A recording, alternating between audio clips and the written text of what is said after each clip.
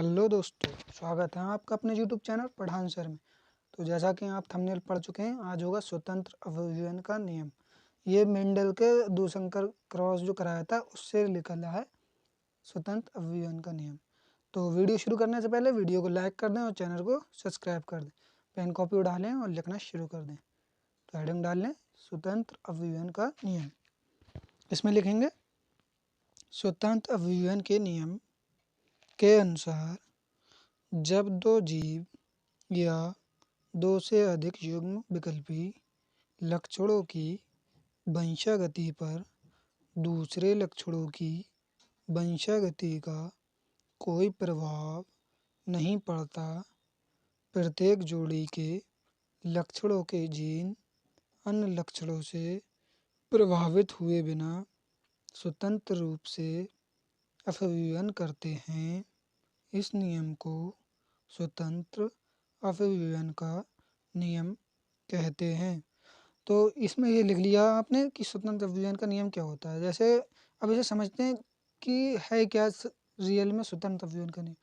जो अभी हमने दूसंकर क्रॉस कराया था तो उसमें जो लास्ट में एक अकेला आया था, ग्रीन व्रिंकल यानी हरा और झुर्रीदार, यानी वो जो अकेला आया था। अब जब हमने मेंडल ने जो F1 पीढ़ी में इसमें संकरण कराया था तो सभी लंबे आए थे, लेकिन जब F2 पीढ़ी का स्वपरागण कराया था, उसमें संकरण कराया था F2 पीढ़ी में, तो जो हुआ था सब अलग अलग हो गए थे जीन। तो इससे ये सिद्ध हो गया कि जो कोई भी लक्षण होता है वो अपने लिए अलग स्वतंत्र अभिव्यंजन करता है, मतलब किसी न किसी पीढ़ी में अलग हो जाता है। तो जब F2 पीढ़ी में संकरण कराया तो हमने लास्ट में क्या देखा था, एक झुर्रीदार और झुर्रीदार हरा मिल गया था हमें अलग। तो जो पहली पीढ़ी में कोई भी झुर्रीदार नहीं आया था, सभी लंबे आए थे गोल, तो वो जो झुर्रीदारपना था वो छुप गया था, लेकिन वो स्वतंत्र रहता है। और लास्ट में जब F2 पीढ़ी में फिर से हमने संकरण कराया तो हमें वो अलग मिल गया। तो समझ में आ गया। अगला हेडिंग डाल लें।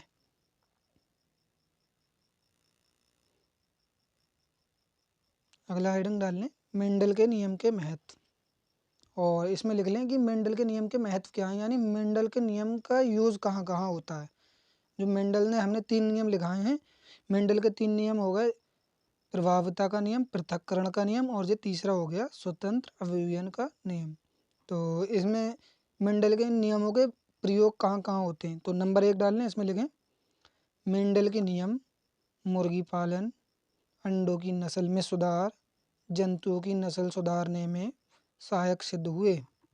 नंबर 2 डाल लें फसली पौधों तथा फलदार वृक्षों की नई किस्मों का विकास किया गया।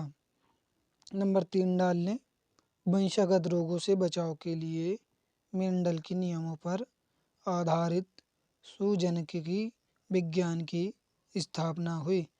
तो इसमें ये जो है लिखा है हमने 3 नंबर, तो इससे क्या हुआ, मेंडल के नियम से ये तीनों नियम बने हैं। जो भी जहाँ जहाँ यूज़ हो रहा है महत्व 3 कॉमन लिखा है, 3 पॉइंट, तीनों पॉइंट में लिखाया है कि मेंडल के नियम से क्या क्या बना। मेंडल के नियम से मुर्गी पालन में मतलब हाइब्रिड मुर्गी बनने लगी, नई नई मुर्गी, अंडों की नस्ल में सुधार हो गया, बड़े बड़े अंडे आने लगे, जंतुओं की नई नई नस्लें बनने लगी, फसली पौधे जो होते हैं उनकी फसल की पैदावार बढ़ा दी गई, और जो वंशागत रोग थे कुछ जैसे वर्णांता होता है, हीमोफीलिया होता है, तो इनकी सूजन के विज्ञान के द्वारा स्थापना हुई और उनमें इनका उपचार देखा गया।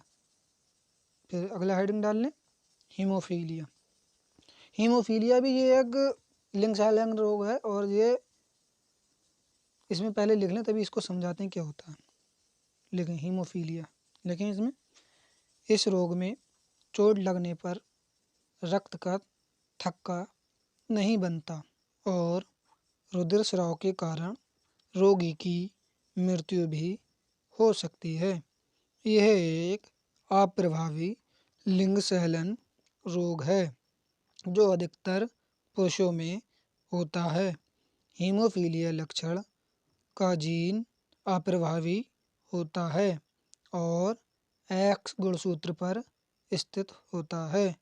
तो ये लिख लिया इसमें हीमोफीलिया। तो इसमें समझे क्या है हीमोफीलिया। हीमोफीलिया जो है ये एक बीमारी है, और ये जो है लिंग शैलिंग रोग है, यानी हमारे गुणसूत्रों पे पाया जाता है और इसका जो एक पीढ़ी से दूसरी पीढ़ी में भी ये गुणसूत्रों के द्वारा ही जाता है। और इसका जो लिंग शैलिंग रोग का लक्षण है वो हमारे अप्रभावी लक्षण है और जो एक्स गुणसूत्र पर होता है हीमोफीलिया। तो ये जो होता है अधिकतर पुरुषों में ही होता है हीमोफीलिया। और हीमोफीलिया में होता क्या है, हीमोफीलिया में अगर किसी व्यक्ति को चोट लग रही है तो उसका रक्त का थक्का नहीं बनता और खून बहता रहता है और इस कारण उसकी मृत्यु भी हो सकती है। तो ये है हीमोफीलिया। और हीमोफीलिया हमेशा एक्स गुणसूत्र पे होता है, इसलिए पुरुषों में ही होता है और स्त्री इसकी सिर्फ वाहक होती है, वह हीमोफीलिया से ग्रसित नहीं होती है। तो आज की वीडियो में इतना ही। अगर वीडियो अच्छी लगी तो लाइक करें और वीडियो को अपने दोस्तों के साथ शेयर करें, चैनल को सब्सक्राइब कर दें। धन्यवाद।